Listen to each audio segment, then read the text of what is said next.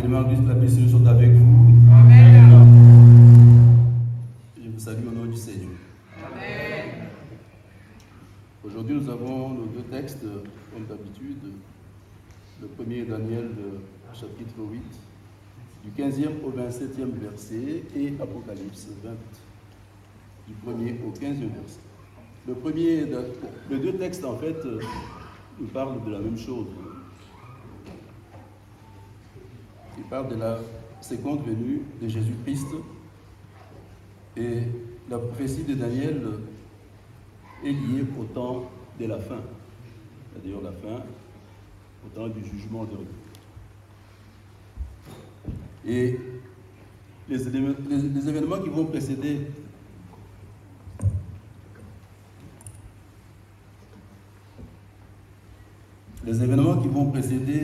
cette seconde venue de Jésus-Christ seront les conflits, les désastres naturels, la montée des faux prophètes et la bataille ultime entre le bien et le mal. Donc les visions de Daniel incluent la montée et chute des empires, c'est-à-dire des pouvoirs politiques, et la venue d'un leader puissant qui sera aussi brisé sans l'effort de main. En fait. La deuxième lecture, Apocalypse, en fait, je dis que c'est toujours la seconde venue du Christ. Alors, dans l'Apocalypse, il nous décrit un lieu où le soleil ne sera plus nécessaire, le péché sera banni, il n'y aura plus de malédiction, Satan sera vaincu et on aura accès à l'arbre de la vie. Donc le thème principal, c'est en fait le conflit moral et spirituel des âges, où la figure centrale est l'agneau, qui sera finalement vainqueur de toute la puissance du mal. Il y aura la ruine de Satan, la bête, et des faux prophètes. Jésus reviendra dans sa gloire et puissance, mettant fin à l'âge actuel et inaugurant le royaume de Dieu. Il y aura un jugement dernier. En bref, c'est un des conflits moraux qui oppose la puissance de Dieu et la puissance de Satan et qui se terminera par la victoire de l'agneau, donc de notre Seigneur Jésus-Christ. Bon, si quelqu'un peut nous prendre déjà la première lecture pour commencer notre prédication. Rapidement, s'il vous plaît. Tandis que moi, Daniel, j'avais cette vision et que je cherchais à comprendre, voici quelqu'un qui avait l'apparence d'un homme se tenait devant moi. L'ange Gabriel, lui, se tenait devant lui. Et j'entendis la voix d'un homme au milieu de l'Ulaï. Il cria et dit, Gabriel, explique-toi la vision. Explique-lui la vision. Pardon. Il vint alors près du lieu où j'étais, et à son approche, je fus effrayé, et je tombai sur ma face. Il me dit, sois attentif, fils de l'homme, car la vision concerne un temps qui sera la fin. Comme il me parlait, je restais frappé d'étourdissement, la face contre terre. Il me toucha et me fit tenir debout à la place où je me trouvais. Puis il me dit, Je vais t'apprendre ce qui arrivera au terme de la colère, car il y a un temps marqué pour la fin. Le bélier que tu as vu et qui avait des cornes, ce sont des rois, des Mèdes et des Perses. Le bouc, c'est le roi de Javan. La grande corne entre ses yeux, c'est le premier roi. Les 4 cornes qui se sont élevées pour remplacer cette corne brisée, ce sont 4 royaumes qui s'élèveront de cette nation, mais qui n'auront pas autant de force. À la fin de leur domination, lorsque les pécheurs seront consumés, il s'élèvera un roi impudent et artificieux. Sa puissance s'accroîtra, mais non par sa propre force. Il fera d'incroyables ravages. Il réussira dans ses entreprises. Il détruira les puissants et le peuple des saints. À cause de cette prospérité et du succès de ses ruses, il aura de l'arrogance dans le cœur. Il fera périr beaucoup d'hommes qui vivaient paisiblement, et il s'élèvera contre le chef des chefs, mais il sera brisé sans l'effort d'aucune main. Et la vision des soirs et des matins dont il s'agit est véritable. Pour toi. Merci Dancier, que Dieu te bénisse. Amen. Bien Marie, vous voyez donc, Daniel nous parle de la montée de 4 rois, mais ils n'auront pas vraiment de la puissance, mais il y aura un qui va émerger, qui sera puissant, et à cause de cela, il sera orgueilleux, il va, n'est-ce pas, il va dévaster les gens, il va tuer les saints. Voyez-vous, quand on devient grand, on a le pouvoir, on a l'argent, on se permet tout sur les gens, on sait quoi avoir le droit de la vie et de la mort sur les individus. Et on oublie que au-dessus de tout cela, il y a l'éternel Dieu. Donc, nous devons faire attention avec l'orgueil et l'arrogance. Pourquoi? Parce que nous sommes quelque chose. Pourquoi? Parce que nous sommes élevés, soit politiquement ou financièrement. Ici, Daniel nous parle donc de la montée d'un roi, de ses dirigeants. Nous pouvons faire le parallélisme avec le pouvoir actuel, la politique actuelle dans le monde. Vous voyez bien ce qui se passe. Il y a des puissants qui mènent le monde comme ils veulent, qui s'imposent. Et cela déjà peut nous donner déjà une idée de ce qui va arriver. Il faut nous poser des questions. Pourquoi? Quand nous regardons ce qui se passe dans le monde actuellement, il faut nous demander si ce ne sont pas des signes déjà de la fin de notre ère. En fait. On se pose des questions si Christ ne va pas arriver comme on l'annonce, parce que c'est en fait l'espoir de tous les chrétiens du monde entier. Ils attendent la seconde venue du Christ. Mais avec ce que nous voyons aujourd'hui là dans le pouvoir politique, nous pouvons déjà imaginer la suite. Pourquoi? Parce que c'est déjà, on dirait que c'est déjà une préparation pour ce qui va arriver selon le plan établi. Regardez ce qui s'est passé aujourd'hui. Qui est le plus grand? On prend les États-Unis. Les élections qui sont passées là, vous avez vu, Trump était là, après on l'a enlevé de force pour remettre quelqu'un d'autre qui est là. Et au moment d'investiture du deuxième président, qu'est-ce qui s'est passé? On a vu les satanistes faire leur entrée en public pendant la journée à la Maison Blanche, ce qui était inimaginable. Ça veut dire quoi? Ça veut dire que là, il y a tous les signes qui montrent que la fin de temps n'est pas loin. Et nous devons nous y préparer déjà pour que, quand Christ viendra, qu'il puisse nous trouver dans une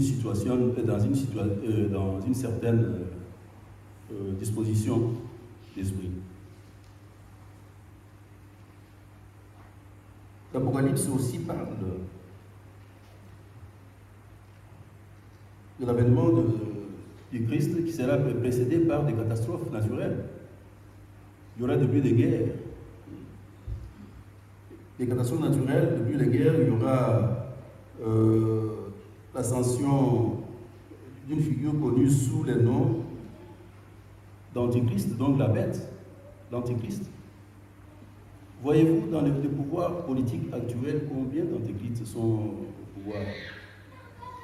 Les lois qui sont établies aujourd'hui, essayez de taper votre enfant pour l'éduquer, ça fait des problèmes. Alors que dans cette lecture, le sage Salomon a dit qu'il ne faut pas épargner le coup de bâton à ton enfant si tu ne peux pas pleurer plus tard pour l'éducation. Or, aujourd'hui, quand vous touchez, vous avez des problèmes avec la justice. Ça veut dire quoi? Ça veut dire que ce sont des gens qui viennent, qui changent. Ils sont là, ils ont changé les lois de Dieu. On est en train de les changer complètement pour mettre des lois sataniques, en fait. Ce sont des antichrists, pour le moment. Et vous verrez bien, la plupart des pouvoirs politiques actuels qui sont au-dessus, vous prenez les États-Unis, vous prenez la Chine, vous prenez la Russie, vous prenez l'Union européenne, et vous voyez ce qui se passe actuellement. Et c'est ça justement, c'est que Daniel est en train de parler. Or, ça s'est passé il y a longtemps, mais aujourd'hui nous vivons la même chose. Nous revivons la même chose sur ce qui est passé, et nous le vivons encore aujourd'hui. Dans l'Apocalypse, on nous parle de l'arrivée, la seconde venue du Christ qui sera précédée par des événements comme le début des guerres, le dérèglement de mœurs. Nous les vivons aujourd'hui. Regardez comment les enfants actuels, donc, comment ils grandissent, surtout avec la venue avec le portable, le téléphone portable qui devait nous aider à évoluer, c'est devenu aujourd'hui une arme fatale pour le dérèglement. On y trouve le tout, il n'y a pas de contrôle, et tout ça, ça joue beaucoup sur les enfants, et leur rôle de parents maintenant, c'est d'essayer de regarder les enfants, surtout leur parler les soirs avant de dormir, parce que c'est en ce moment-là qu'on peut conseiller des enfants quand ils dorment, que le subconscient puisse déjà prendre le contrôle, donc pour travailler. Pourquoi? Parce que c'est qu'on vous dit avant de dormir, là, ça va travailler, et même en grandissant, pour l'enlever, c'est difficile, parce que vous y penserez toujours. Parce que nous, tous ce qu'on nous avait inculqué dans nos familles avant de dormir, même à l'âge adulte, pour changer, c'est difficile, on y revient toujours. Et c'est là ce qu'il faut faire actuellement, il faut faire attention avec les enfants pour les éduquer. Donc, non pas les gronder, mais de leur parler avec douceur, et surtout les soirs pour que le monde actuel ne puisse pas les emporter. Pourquoi? Parce que nous devons nous préparer pour la venue du Christ. Il faut que le Christ nous trouve quand même dans une bonne disposition. À son arrivée, il faut que nous soyons dans la sanctification pour que nous soyons du bon côté. Quand il viendra pour juger les vivants et les morts, alors ce sera pour nous une récompense si nous sommes restés fidèles, et ceux qui auront reçu le sceau de l'autre, de Satan en tout cas, seront complètement rejetés. D'ailleurs, c'est pourquoi donc l'Église céleste est venue pour la sanctification, afin que nous puissions hériter la récompense qui nous est réservée. Si la chorale peut nous chanter le Saint-Père au nom des cieux.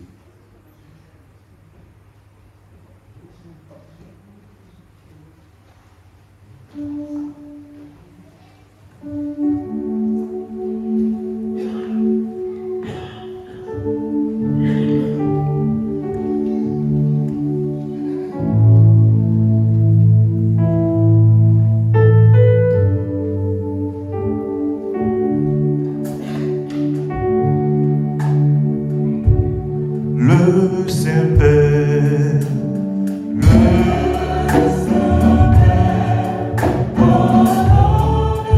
du ciel, que tout le monde soit dans la paix, à la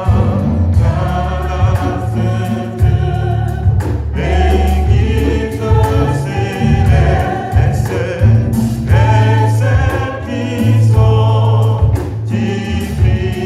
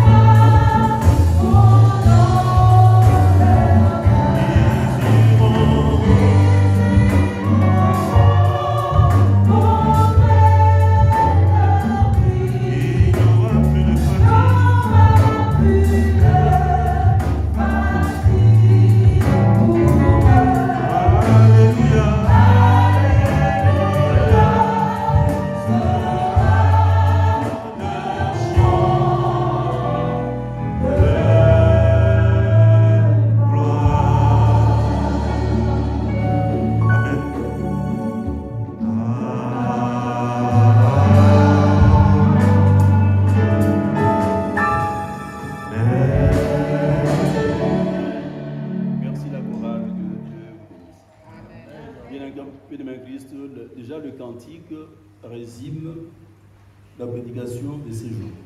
Amen. Christ viendra pour juger le vivant et les morts, et ceux qui seront perdus seront rejetés.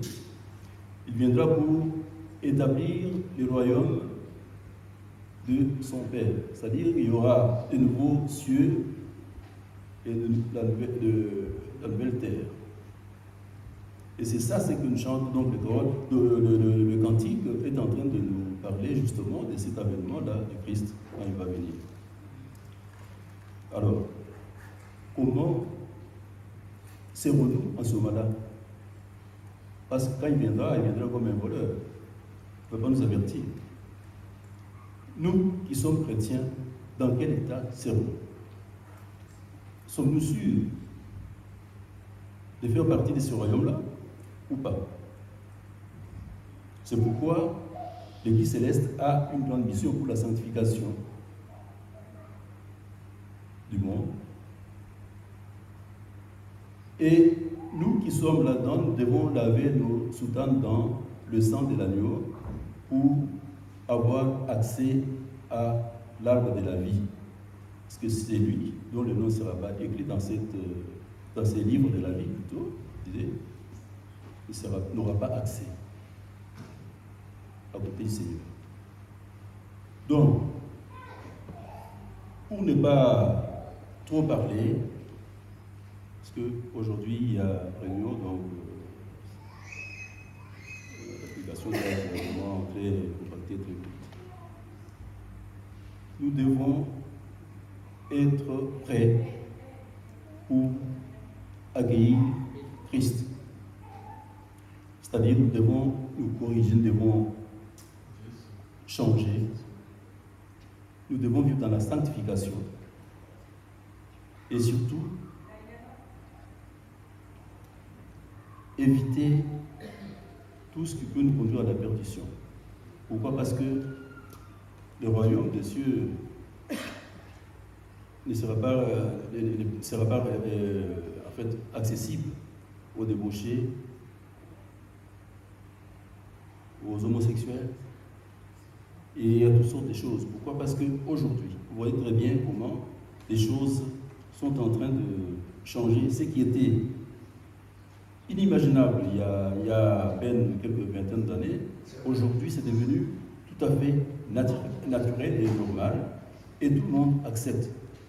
Inacceptable. Dans le temps, dans les années 70, s'il y avait un seul homosexuel dans un bâtiment, tout le monde signait la pétition pour que cette personne-là puisse quitter. Ou alors on trouvait un corps unanimé sur les trottoirs. À cause de ça, aujourd'hui, ils poussent comme des champignons et c'est devenu un mode de vie tout à fait normal. Et même les chrétiens aussi acceptent, trouvent ça normal. On les marie dans les églises. Les hommes de Dieu trouvent que c'est normal, ils ont des explications. Voilà les faux prophètes qui viennent pour enseigner l'autre évangile qui n'a rien à faire avec l'évangile du Christ. Et c'est là où nous devons faire attention. Nous devons faire attention avec ce genre de personnes. Quand on arrive à un endroit où on constate ce genre de choses, en tout cas, il faut fuir. Ou autrement, on est condamné. Aujourd'hui, avec ce qui se passe, comme disait le pouvoir politique, vous voyez, donc, il domine, il y a des conflits partout, il suscite de guerres, il finance des gens riches, il finance des guerres à cause des minéraux. Il y a des tueries, il y a toujours des choses. Aujourd'hui, l'éducation des enfants, donc, les jeunes gens répondent n'importe comment, n'ont pas de respect à l'égard de grandes personnes.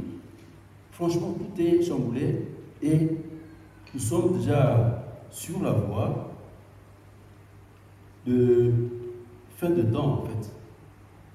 Et c'est là où nous devons faire attention avec le cataclysme qui se passe aujourd'hui, des pandémies.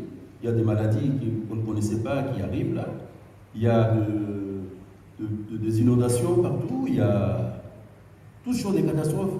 Alors, bien aimés en Christ, nous sommes déjà vers là. Ce n'est pas encore le moment, mais nous tendons déjà. Tout est déjà en place pour l'avènement de Christ et nous devons faire attention maintenant. Alléluia. Alléluia. Alléluia. Alléluia. Alléluia. Alléluia. Je suis inspiré par un passage dans 2 Pierre 3 à partir du verset 8. Mais il est une chose, bien aimé, que vous ne devez pas ignorer, c'est que devant le Seigneur, un jour est comme 1000 ans, et 1000 ans comme un jour. Le Seigneur ne tarde pas dans l'accomplissement de la promesse comme quelques-uns le croient, mais il use de patience envers vous, ne voulant pas qu'aucun périsse, mais voulant que tous arrivent à la repentance.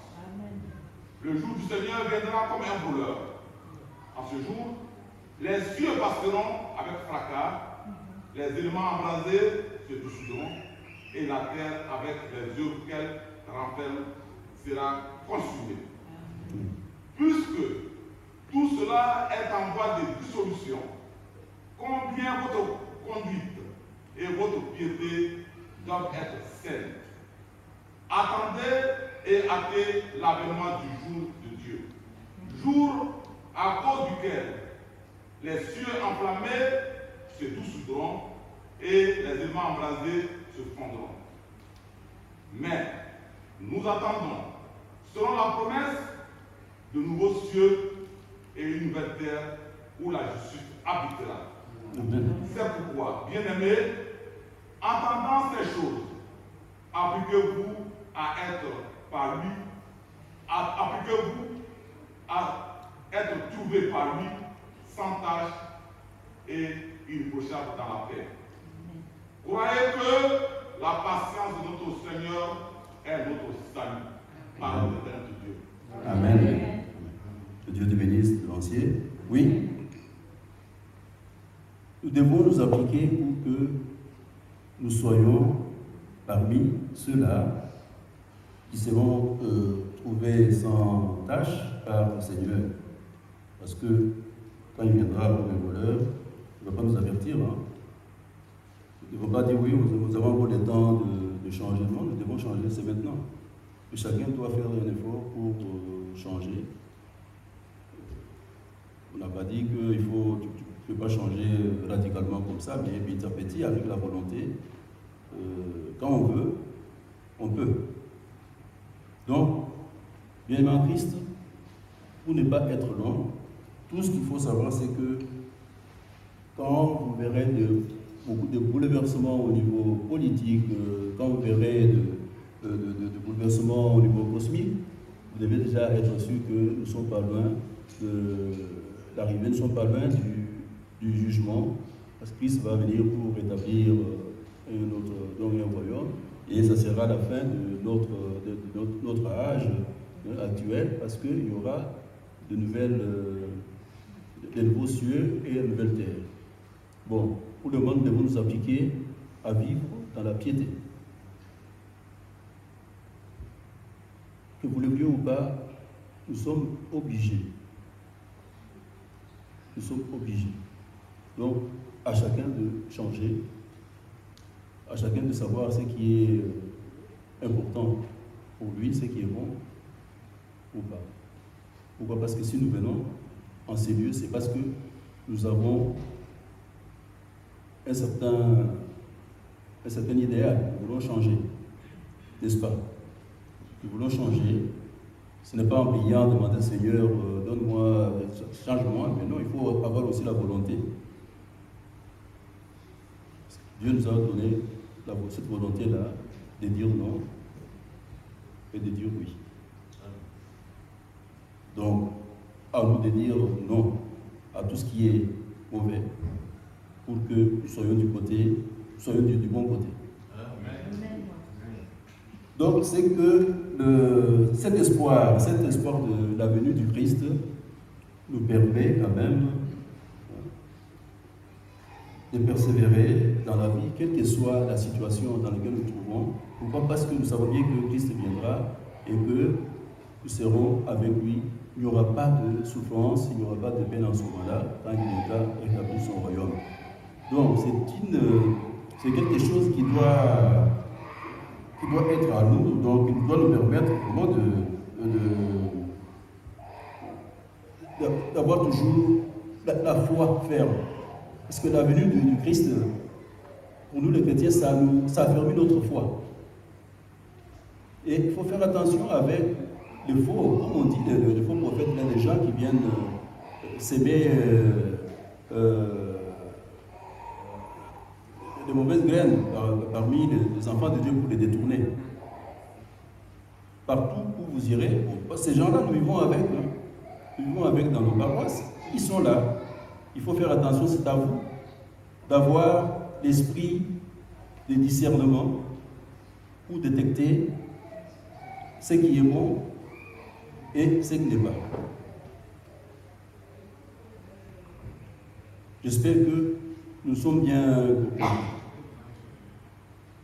Nous devons avoir l'esprit de discernement pour savoir détecter celui qui est bon et le mauvais. Pour ne pas se laisser entraîner. C'est très capital. Il ne faut pas rester là en disant oui, bon, j'ai encore le temps, non, on n'a pas de temps. Pourquoi? Parce que actuellement, ce que nous voyons, ce qui se passe, ça veut dire que ça va tellement vite que nous ne sommes pas loin du jugement final. Et à ce moment-là, il y aura donc la guerre, il y aura la bête qui a l'autorité sur toutes les nations. Parce que ça, c'est ce qui est dans cette écriture.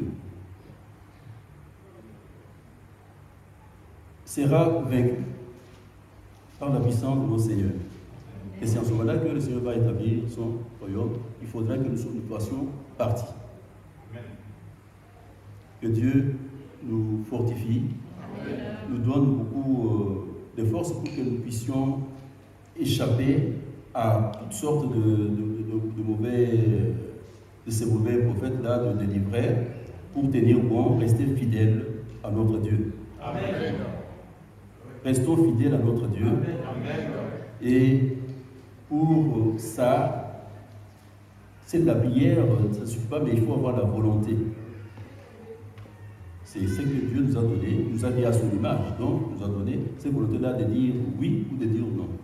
Et nous devons tenir ferme dans notre foi. Amen. Restons dans la sanctification. Aimons-nous les uns les autres. Pourquoi? Parce que Dieu agit là où il y a l'amour. Et soyons hospitaliers, soyons bons les uns envers les autres, prions les uns pour les autres. Pas que soyons seulement chez nous, nous prions pour nous-mêmes. Non, il faut penser aussi aux autres. Prions pour notre paroisse et surtout prier pour ceux qui sont à la tête. Pourquoi? Parce que les attaques du diable sont très nombreux pour ceux qui sont à la tête. Pourquoi? Parce que quand un voleur entre dans une maison, il va d'abord attaquer la tête. Donc il ne faut pas oublier de prier pour décharger des paroisses, décharger les acteurs, les chefs de prophètes. Ceux qui ont des grandes fonctions dans la paroisse, il faut prier pour eux, pour que Dieu puisse les assister, afin qu'ils ne tombent pas, qu'ils ne chutent pas. Amen. Que Dieu nous assiste. Amen. Qu'il nous enseigne. Amen. Et nous garde dans la sanctification. Amen. Au nom de Jésus-Christ. Amen. Amen.